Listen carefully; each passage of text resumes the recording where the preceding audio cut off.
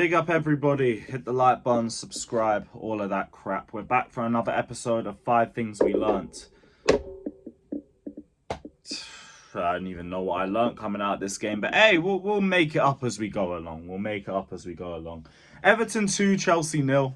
We obviously reviewed the game yesterday. Check out the review if you haven't done so already.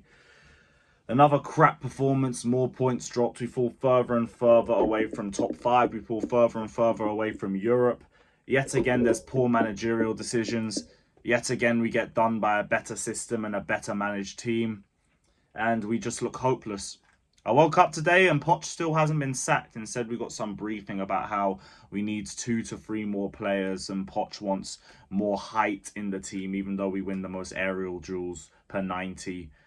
Talk about aggression, even though we have 2 midfielders on top 10 for fouls committed. We have 49 yellow cards, 3 red cards, and we concede about 13 fouls a game. But yeah. We need aggression. That's what we need. Just excuses by the week. It's pathetic. Just more things to try and prolong this suffering and to make this last as long as possible. Like, if we don't win against Sheffield United, he has to be sacked that night. He has to be sacked that night because this isn't acceptable.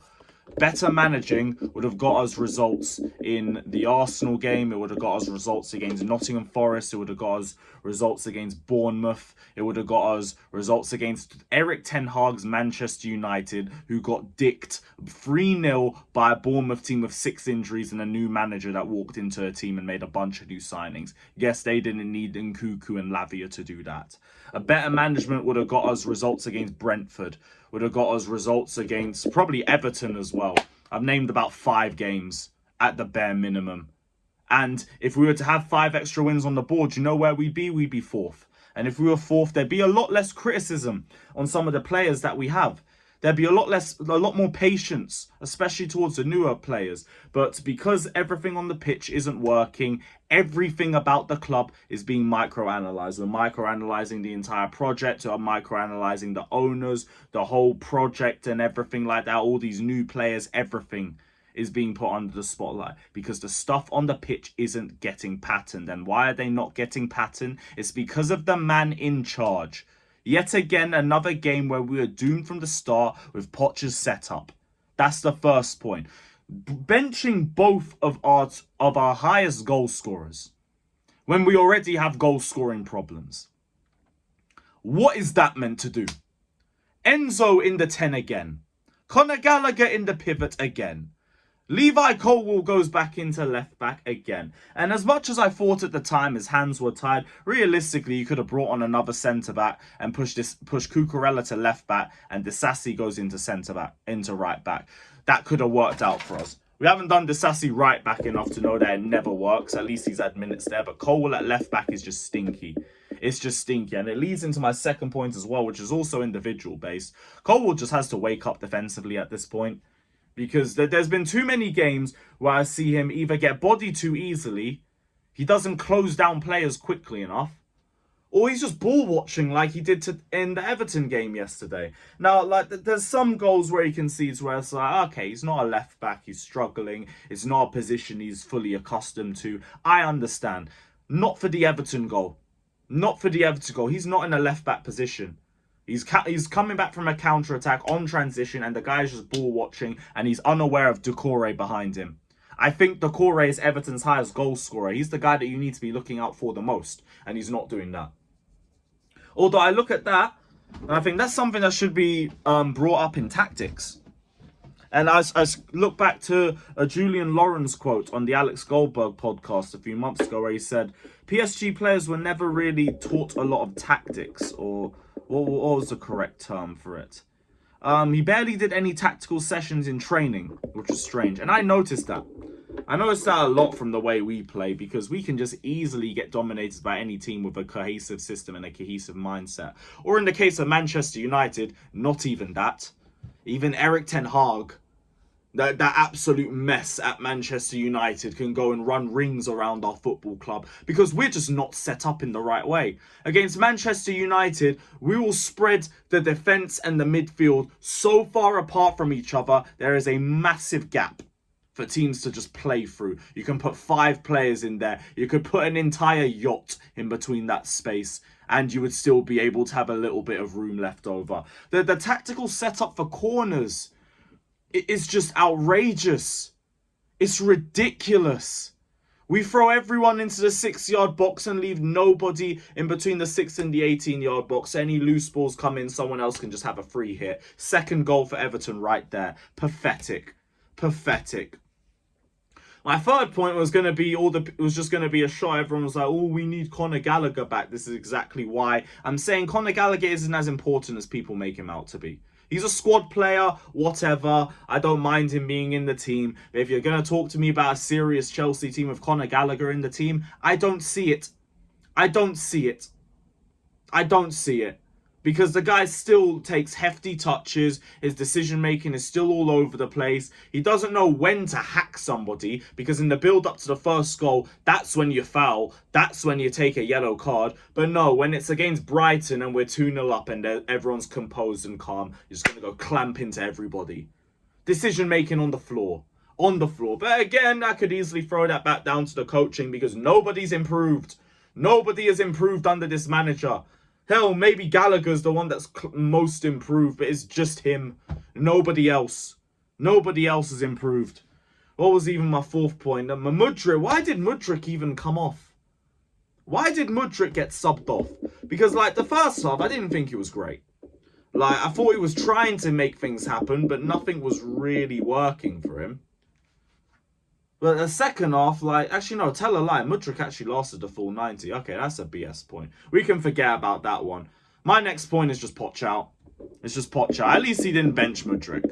Thank the Lord. He lasted. Jackson and Sterling should have stayed on the pitch. Is what it is on that regard. Like, they should have been playing the full 90. Or you bench one of them and not both of them. But fair enough to him, he kept Mudryk on the pitch. But still, regardless of that, everything else in terms of the setup, in terms of our tactical setup for set pieces, has not been good enough. Our defence is leaking goals. We've become a lot more inconsistent in terms of going forward. The goals are now starting to dry up on that front as well. But the excuses, they're very consistent. They're very consistent.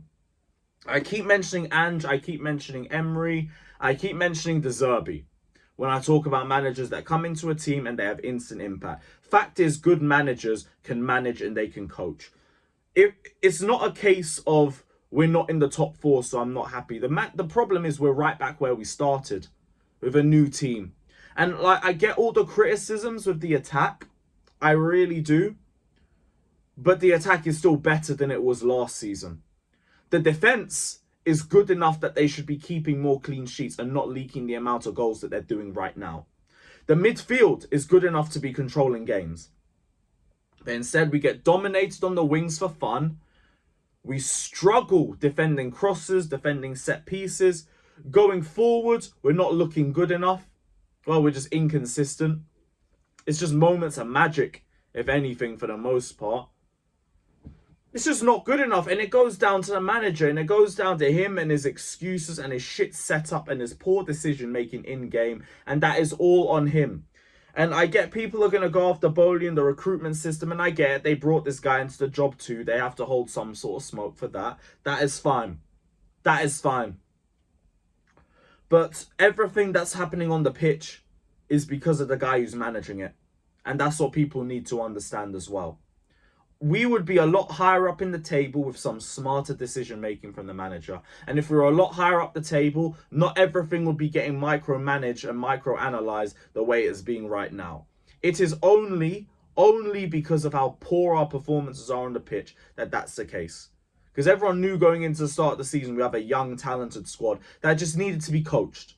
Well, here we are 4 months down the line and these guys still don't know how to play out the back and nobody has developed and nobody has improved. It's not because we bought a load of duds. It's not. It's because they're not being coached well enough. If Thomas Tuchel was in this squad with the defence that we have, with a better midfield than when he left and a better attack than when he left, we would be cooking. We would be cooking.